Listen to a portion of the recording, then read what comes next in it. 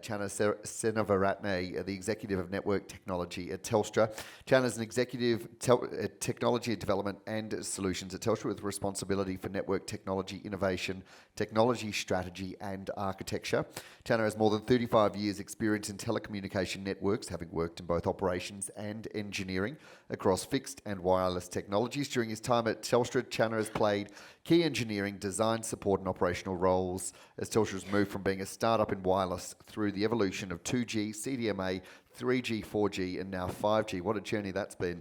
Channa led the launch of the world's first commercial gigabit LTE network, the activation of Australia's largest IoT footprint through Telstra's Cat M1 and narrowband IoT technology, and the launch of the 5G network. And he's now leading a number of trials of mobile edge computer and new 5G use cases.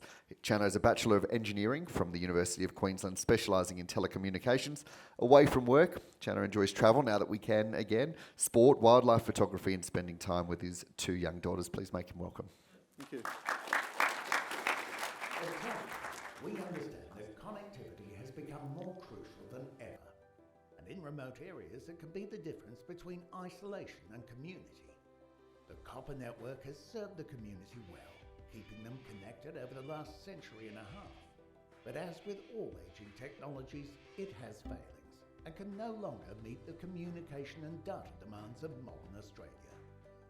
To support the Universal Service Guarantee's principles of delivering high-quality voice and broadband services for all Australians wherever they live or work, we must transition to alternative technologies. There are a range of alternative, more modern technologies suitable for rural and remote Australia, including mobile, fixed wireless and satellite, all of which have made great strides in capacity, speed and reliability in recent years. In fact, no technology has undergone and is still undergoing such a fundamental transformation of capability as satellite.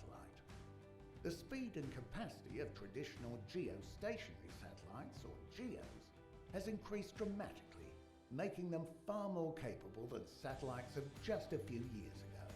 Low Earth orbit satellites, or LEOs, promise to resolve virtually all the complaints of earlier satellite technology, with many more satellites orbiting much closer to Earth. In fact, LEO satellites orbit Earth 50 times closer than GEO satellites. This means more capacity, faster speeds, and reduced response time for less delayed voice. We are also seeing the first emergence of direct-to-handset capability via LEO satellite. We've already begun assessing this technology, and if it proves effective, it could provide near ubiquitous outdoor coverage, initially for text, but with potential to extend to voice and data usage over time. Of course, it's not a one-size-fits-all world, and it will take a range of these existing and emerging technologies to meet the future connectivity needs of regional Australia. With Telstra, NBN and others offering services based on a range of networks across regional Australia, there has never been a greater opportunity to meet and exceed the needs of rural and remote Australians, providing greater resilience than ever before. Okay, so interesting video. Thank you for the kind words about Telstra from Fiona earlier. And as Ben said, Telstra has always been a part and a presence in regional Australia and serving regional Australia and regional Australians. Look, it's great to be here, and it's great to be here in person. I've got so used to doing these sorts of things with a shirt and jacket and my pyjama shorts, so it's great to be, and that's a gruesome sight, so my daughter tells me. So Ben spoke about, what we've invested in our network, $4 billion in the regional network over the last 7 years. But this session is about the future and future connectivity. So what we are going to be doing is we are going to keep going on that journey. We're going to keep expanding and investing in coverage. So as a lot of you know, we have said that we're going to shut down our 3G network in June of 2024. But what we are doing is that we are going to expand and extend our 4G network to provide the equivalent coverage to 3G before we turn the 3G network off. And the exciting thing about the 4G network, it is superior technology. It unlocks much more advanced services which you require to do the digitisation in the agricultural sector. It opens up that innovation that Tony was talking about. But in addition to that, as part of our new strategy, it's a 3-year strategy, we are also going to push that coverage out another 0.1 million of a square kilometre, 100,000 square kilometres. And we are also intending to push 5G eventually. 5G today covers 80% of Australia's population, and by mid-2025, it'll cover 95% of the population. So 80% today is mostly in the cities, so that incremental coverage from 80 to 95% is into regional Australia. And the other exciting thing about the 4G coverage, as I said, is that it provides, because of the superior technology, it provides greater capacity as well as the coverage that we're going to make equivalent to 3G. And that has been an ongoing issue, as some of you are aware, around congestion that's been reported on 3G. And as Ben already said, apart from those investments, we're going to continue to invest in those co-investment programs, which are really important. We've constructed over 900 sites as part of the Black Spot program and the Regional Connectivity Program, and the STAND, which is Strengthening Infrastructure Against Natural Disaster. So a lot of that work came as a result of the Bushfire Royal Commission. I was one of the Telstra reps there, and that was an important piece of work to talk about not just the towers, but also the supporting infrastructure. How do we extend battery life at base stations? How do we acquire generator sets and deploy? Because again, what we found in some of those cases is that the towers failed, not because they got burnt down or flooded, it's because power failed to those sites, right? And in fact, yesterday I heard that some of our teams were out at Eugara deploying some of the temporary towers using satellite backhaul to bring service back to that community. So it's great to see that investment working today with the floods that are going on. And there's other programs as well, which we are doing. For example, we are improving connectivity to schools in most of the states. And so that's all of the state. And as a result of doing that, we have to improve our transmission network. And that same transmission network is what connects, it provides connectivity to all our towers. And as we expand and improve that, it's not a benefit only to schools. It provides an improved service to all regional Australians as well. So, that's kind of where we're going. But I want to give you an example of why, particularly the 4G network, is important in terms of, digitising. So this is a map, it's 2 maps here. The left is what our mobile coverage looks like today, 2.6 million square kilometres. Now, on the right hand is a map of our narrowband IoT network. So the narrowband IoT network is one of those services which is made available on our 4G network. So it's a capability that exists, which is unlocked as we deploy 4G. And the beauty of narrowband IoT, even though 4G today is at 2 million square kilometres, the technology of narrowband IoT actually pushes coverage out to 4 million square kilometres. And not only that, if you have devices or sensors that work off that technology, you get better battery life than on 3G. You get deeper coverage, underground, if you like. And it is the basis on which you can develop, all the smart farming technologies like agricultural monitoring, logistics, asset tracking. And so this network and capability is out there today at 4 million square kilometres.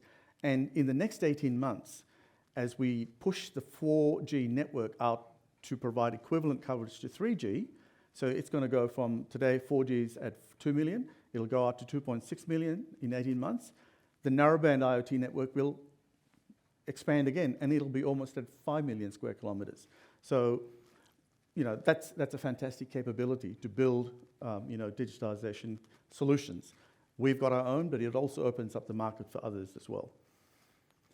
Now, let's talk about,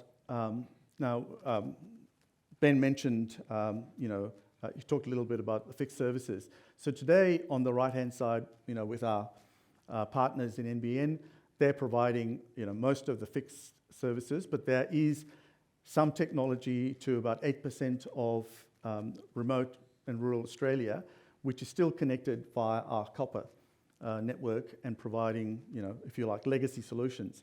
So NBN, of course, continuing to improve their services, and they're here today. But when we look at what we have to do, we are looking at satellites as one of those options. And you already saw that in the video. You heard it mentioned a few times. And slightly busy slide. But we are using satellites today, and as you heard in that video, they're becoming more sophisticated. But the really exciting thing about satellite technology is that it's becoming a lot more versatile, and particularly what we're excited about is the low Earth orbit satellites. Why? Because as they get deployed, and there's a number of providers, they do provide faster speeds, but also lower response times, what's called latency. And that combination of higher speeds, the wider coverage, and the lower response time opens up a lot more interesting use cases which can be used in the agricultural sector. So today, we are talking to people like Starlink, OneWeb, and a few other players. And there's a lot of players who are going to come onto the market to provide these sorts of services. So what are we doing in terms of testing? So I mentioned that we are looking at that old legacy technology. So we have to replace that. And in our view, and as Ben said earlier, it's not going to be one solution that's going to fix all. It's going to be a combination of solutions. So today, we are testing our 4G fixed wireless solution as an alternate to 3G fixed wireless solution. So as some of you may know, we do have legacy 3G fixed wireless services. We're actively doing some testing of 4G, and that'll be ready to deploy before we shut down 3G. And in the case of satellite and low Earth orbit, we are doing some testing with OneWeb. And we're pretty encouraged by how that's proceeding. But we expect that OneWeb will not be available to provide full coverage of the Australian landmass until sometime in late next year. So today, they're still, maybe in the top part of Australia. So the early results are encouraging. And theoretically, once it's all deployed, you can get up to speeds closer to 200 megabits per second on these low Earth orbit satellite solutions. So that's very encouraging in terms of connectivity. So when we look at the future, we see that it's a mixture of options. You'll see terrestrial solutions augmented by satellite solutions. It's a combination of things. And you'll see that not only for regional Australia, but even in all parts of Australia, it's a combination of things. And we think it's a pretty exciting future. So look, I'm going to now talk about one thing which Ben alluded to. But I just want to summarize a little bit about what I talked about. Slightly busy slide, but if I can explain it. So on the left-hand side, it's a timeline. So the last 5 years and going out to horizon 1 and 2, 3 to 10 years. So I spoke about mobile networks and how that's progressing. Broadband, what we're doing with NBN, IoT and how that's progressing, and then satellite solutions. But when you think about digitizing agriculture, it's necessarily about applications and services that run to provide connectivity, advanced capability like AI, right? So you do need to have compute and storage that runs to provide this in the farm, if you like, this smart farm of the future. And when we think about that, we think about, well, what would you need to run smart applications in say, on the farm?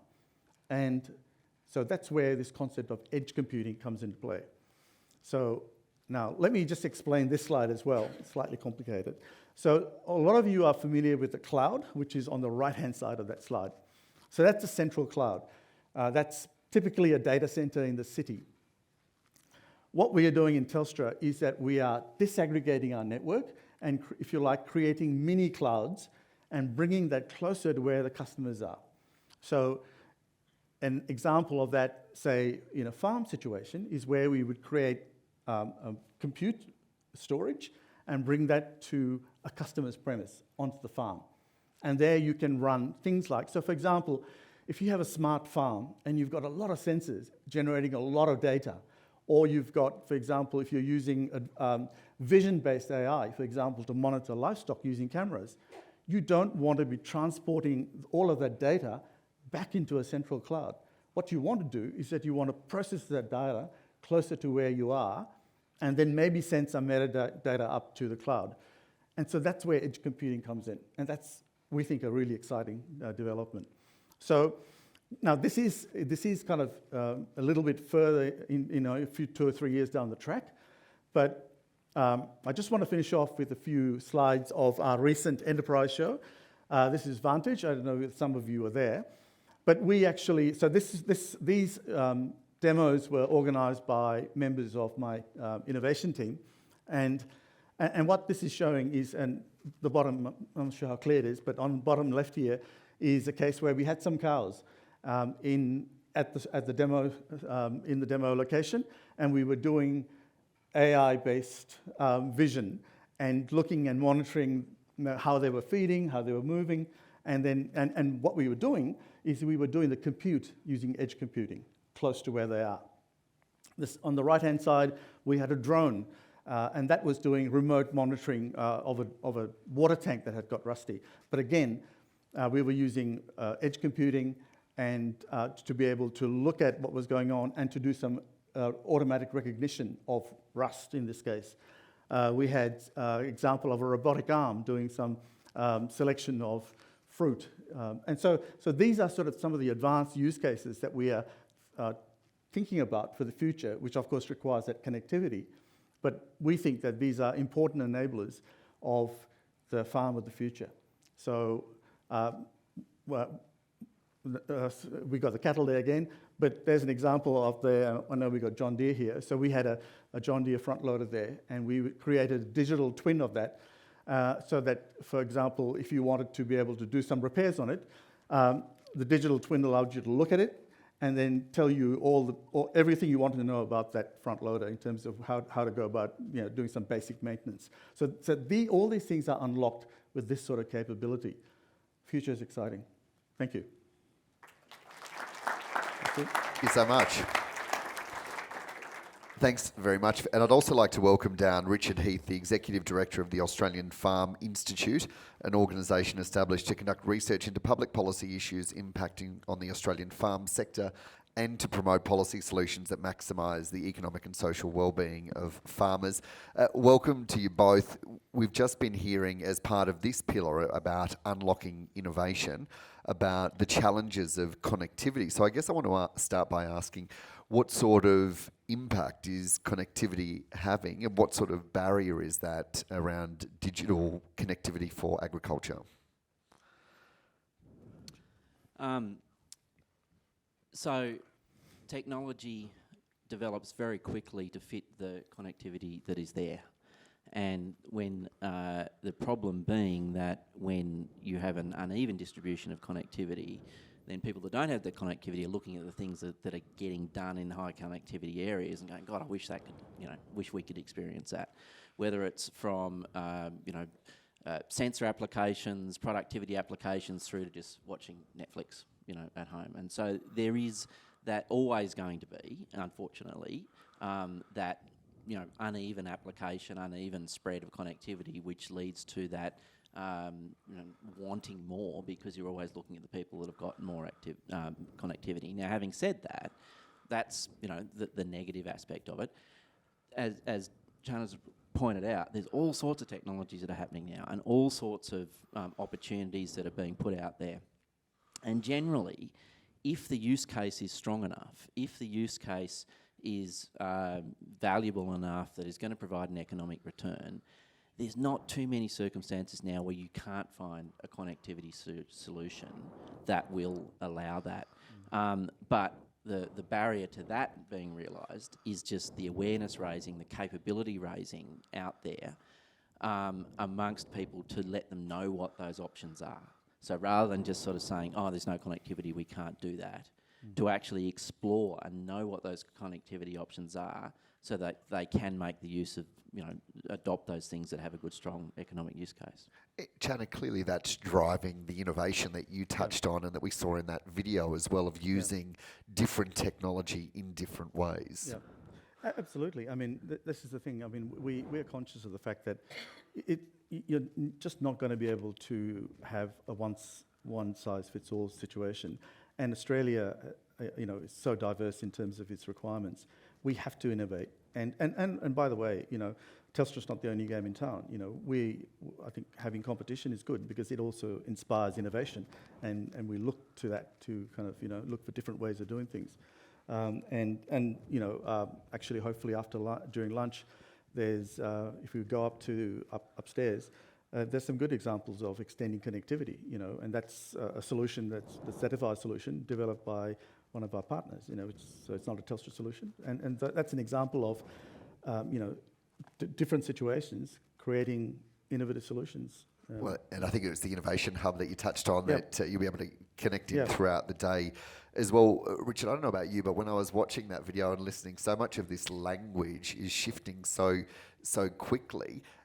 Is that creating a barrier, or how much of a challenge is that around even just the way this is described? Sure. Look, there are definitely capability barriers to understanding the technology solutions that are there, as I was talking about before. But I think what we can do better in agriculture, the AFI has just finished some work that was funded by Telstra and MLA and NFF, looking at capability barriers for building digital capability.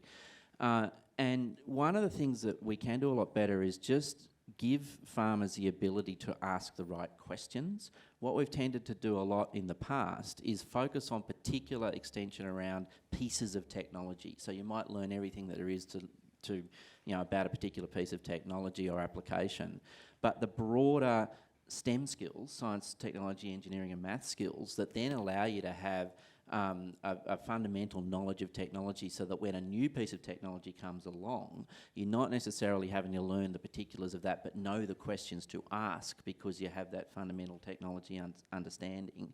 That's where I think that haven't sort of progressed that particularly well in agriculture, and we could do a lot better around that. Just finally, to round us out, because we are up against the clock, what do you think is the most impactful change that digital agriculture can bring for the farm sector? Well, I guess I'll kind of have to maybe go back to connectivity. So there's the connectivity piece that's required, and that's obviously essential, but also the connectivity and the services that we can provide on top of that. Right, and it's a combination of that plus some of the enabling technologies that we talked about. Things like edge computing, things like we've got a thing called the digital hub, the data hub, that allows us to aggregate information, visualize this sort of stuff. But it's also the people, and the people in the skills who can work in that sector, in the ag sector. I think it's a combination of people and technology, I would say. And Richard? So what you do with the people and the technology when they have it, though, which I think is the the really important thing that a mature digital agriculture will enable. We've been hearing about the roadmap. Tony used the word framework. I think framework's a fine word to use, but we're increasingly having to have these things described in frameworks because they're getting more complex. Right? Agriculture in the future, to be resilient in the face of climate change, in the face of all the pressures that it's going to have, that it's going to experience, is going to have to be more complex. Now, the way that we understand that and the way that we build profitable systems in that complexity is going to require a level of digital analysis, of digitising agriculture to get those results and know that we're doing it really well. That will be the maturity of the people, of the technology, of all those things pulling together to really define and understand what those resilient systems are. Thank you both so much for those insights. Ladies and gentlemen, Channa and Richard, thank you. Thanks.